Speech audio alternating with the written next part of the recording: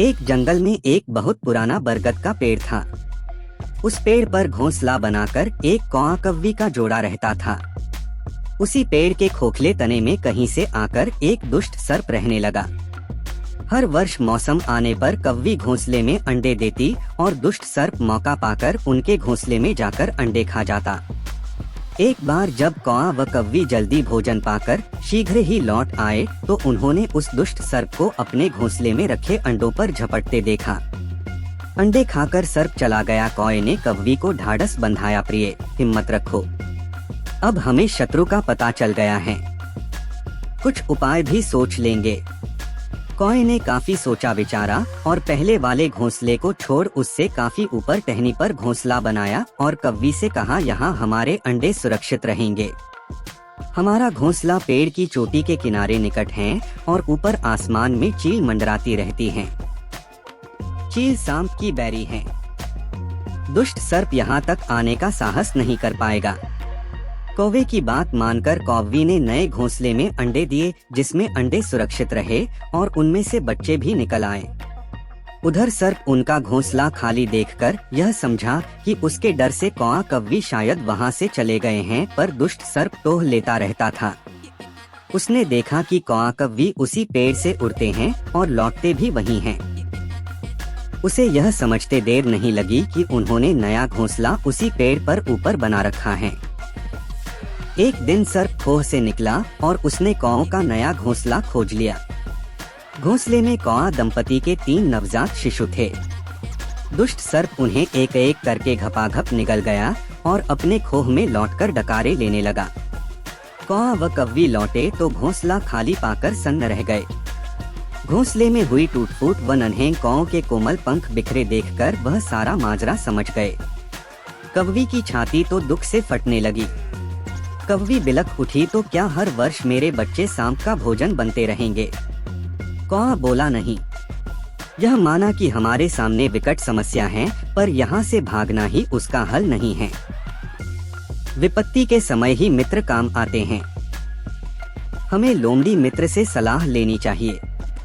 दोनों तुरंत ही लोमड़ी के पास गए। लोमड़ी ने अपने मित्रों की दुख भरी कहानी सुनी। उसने कौआ तथा कव्वी के आंसू पोंछे। लोमड़ी ने काफी सोचने के बाद कहा, मित्रों, तुम्हें वह पेड़ छोड़कर जाने की जरूरत नहीं है। मेरे दिमाग में एक तरकीब है जिससे उस दुष्ट सर्प से छुटकारा पाया जा सकता है। लोमड़ी ने अपने चतुर दिमाग में आई तरकीब बताई। लोमड़ी की तरकीब सुनकर कौआ कव्वी खुशी से उछल पड़े। उन्होंने लोमड़ी को धन्यवाद दिया और अपने घर लौट आए।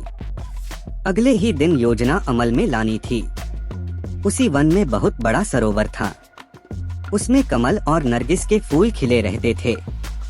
हर मंगलवार को उस प्रदेश की राजकुमारी अपनी सहेलियों के साथ वहां जल क्रीड़ा करने आती थी।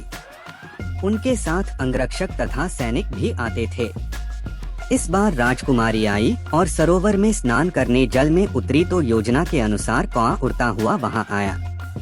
उसने सरोवर तट पर राजकुमारी तथा उसकी सहेलियों द्वारा उतार कर रखे गए कपड़ों व आभूषणों पर नजर डाली। कपड़े के ऊपर राजकुमारी का प्रिय हीरे व मोतियों का विलक्षण हार रखा था। कौवी ने राजकुमारी तथा सहेलियों का ध्यान अपनी ओर आकर्षित करने के लिए काम का शोर मचाया। जब सबकी नजर उसकी ओर घूमी तो कौआ राजकुमारी का हार चोंच में दबाकर ऊपर उड़ गया। सभी सहेलियां चीखी, देखो देखो, वह राजकुमारी का हार उठाकर ले जा रहा है। सैनिकों ने ऊपर देखा तो सचमुच एक कौआ हार लेकर धीरे धीरे उड़ता जा रहा था। सैनिक उसी दिशा में दौड़ने लगे। कौआ सैनिकों को अपने पीछे लगाकर धीरे धीरे उड़ता हुआ उसी पेड़ की ओर ले आया। जब सैनिक कुछ ही दूर रह गए तो कौए ने राजकुमारी का हार इस प्रकार गिराया कि वह सांप वाले खोह के भीतर जा गिरा।